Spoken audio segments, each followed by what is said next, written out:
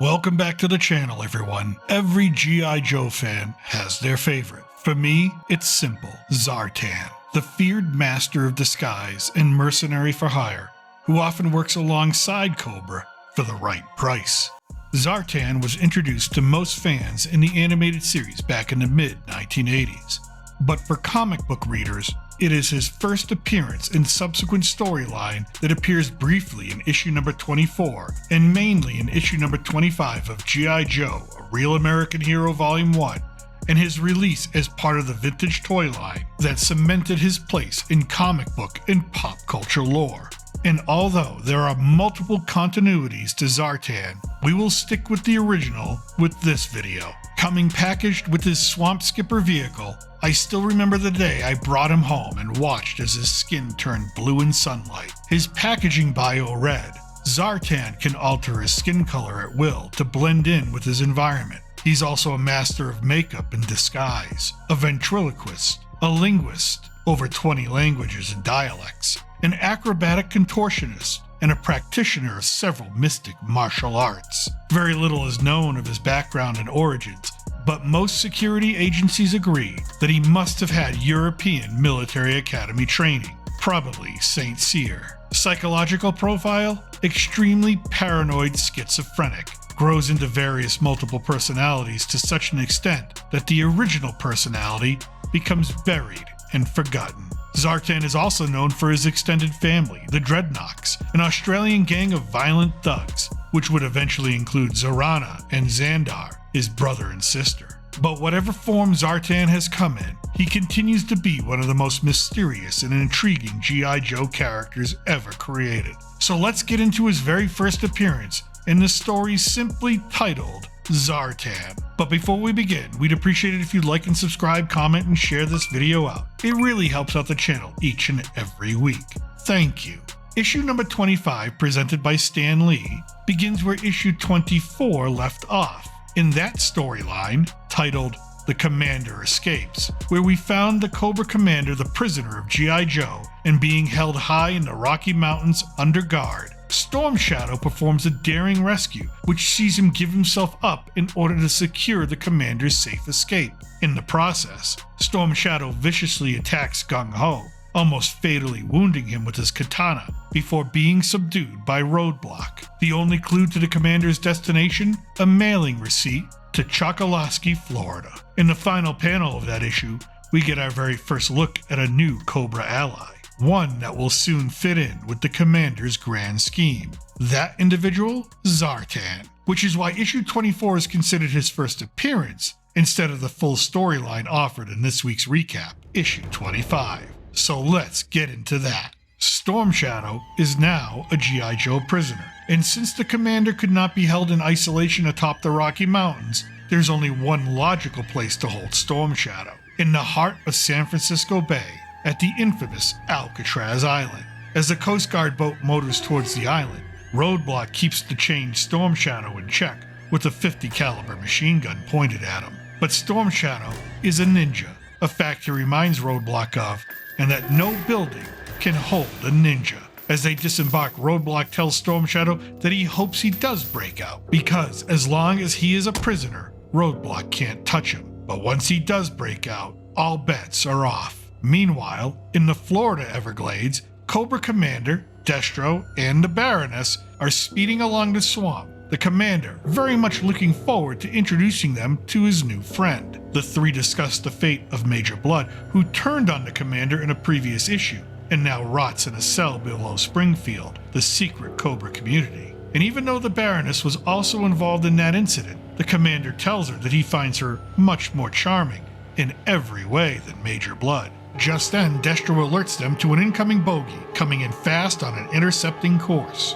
Cobra Commander tells him to calm down, that it's just his new friend, and soon appears Zartan, rocketing along on his swamp speeder. He deftly clears the commander's swamp boat in a single leap, as the commander introduces him as Zartan. Destro is not impressed. The commander tells Destro that Zartan is a very colorful fellow, and that the driver should follow him. straight to Zartan's headquarters, a dilapidated shack that has seen better days. Zartan asks if the renowned Destro feels if the Chateau Zartan is beneath his standards. He admits the place is a bit shabby, a bit too much Americana rustic, but as they stand in the doorway, Zartan transforms the interior of the shack from antique to high-tech in a split second, revealing just a taste of his ability to conceal and disguise the truth. At the same time, in the Gulf of Mexico, the Gulf of America, Wild Bill is briefing the Joes on their next mission. 2 helicopters. He and Zap will fly. Airborne and Rock and Roll will be the gunners.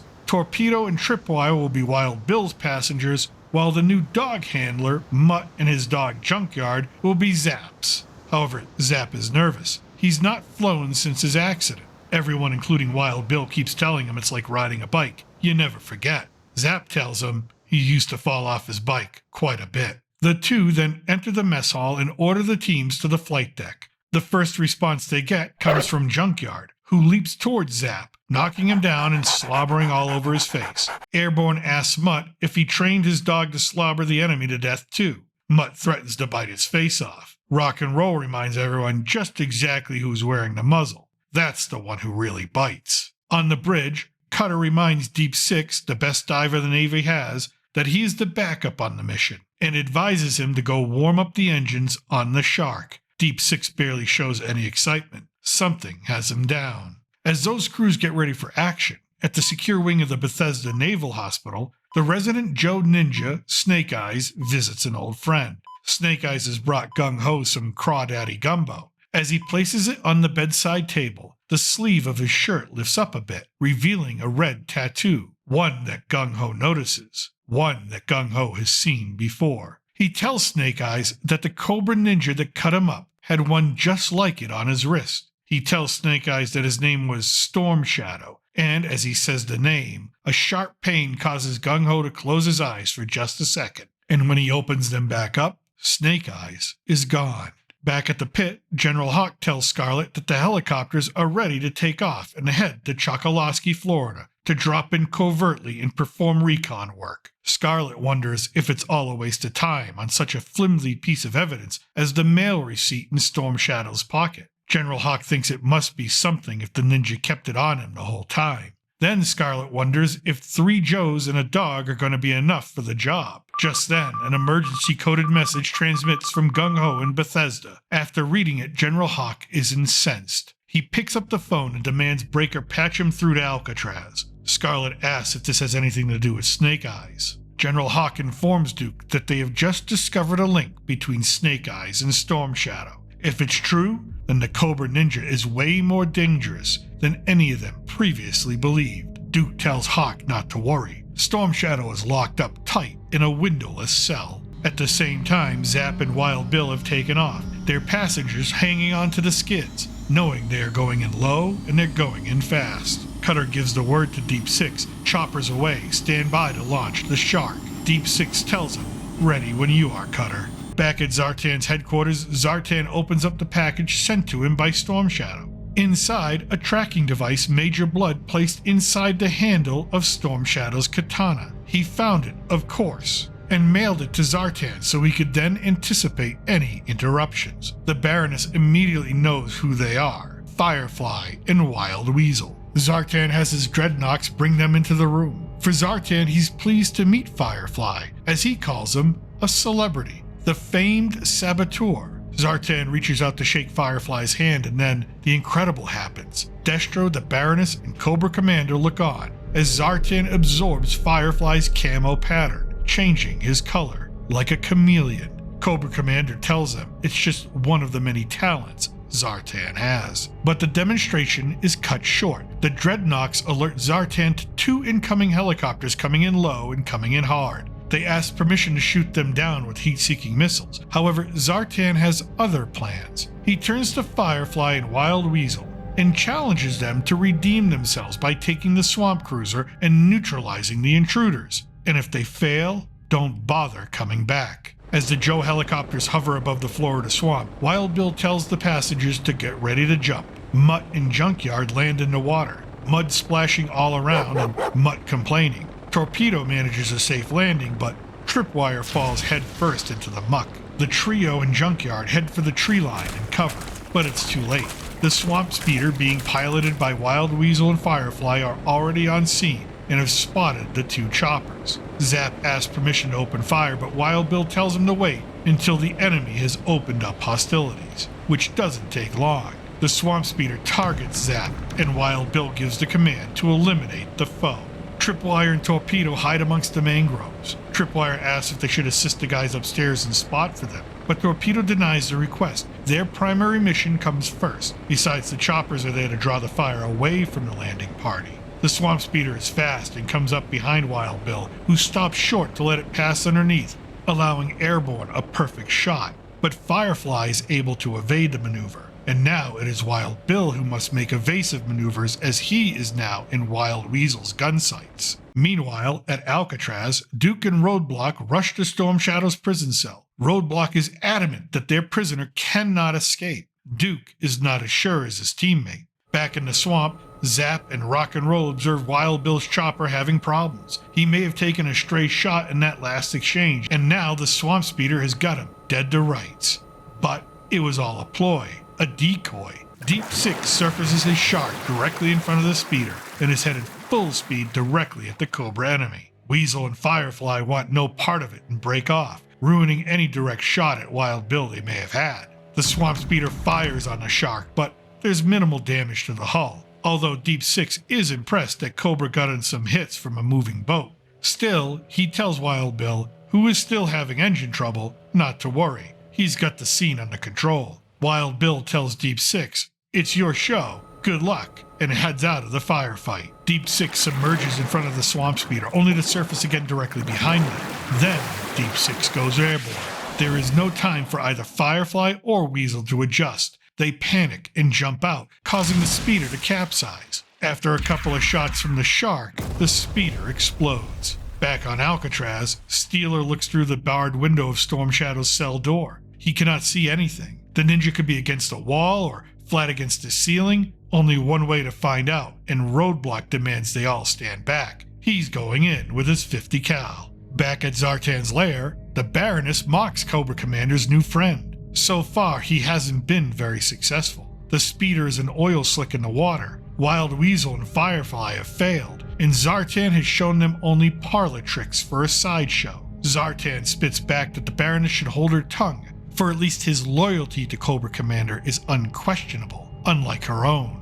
The Baroness is incensed at this. Zartan has yet to prove anything. She and Destro have proven time and time again their dedication to Cobra. But the commander reminds her of her past betrayals with Major Blood, to which the Baroness reminds the commander that he also has a history of disloyalties to the cause. For Destro, he's confused at this. He doesn't know what the Baroness means. The commander quickly changes his tone, declares the Baroness correct, and demands that Zartan show proof of his loyalty and dedication. Zartan's response? Very well. Back in the swamp, Mutt is chasing after Junkyard, who's having a blast running through the water in the mud. Mutt threatens to take away Junkyard's rubber bone if he doesn't listen and heal, but Torpedo tells Mutt to take it easy. Junkyard may be onto something and they should follow him. Back on Alcatraz, Steeler, Duke, and Roadblock rush into Storm Shadow's cell, except there's no Storm Shadow. He has escaped from a sealed,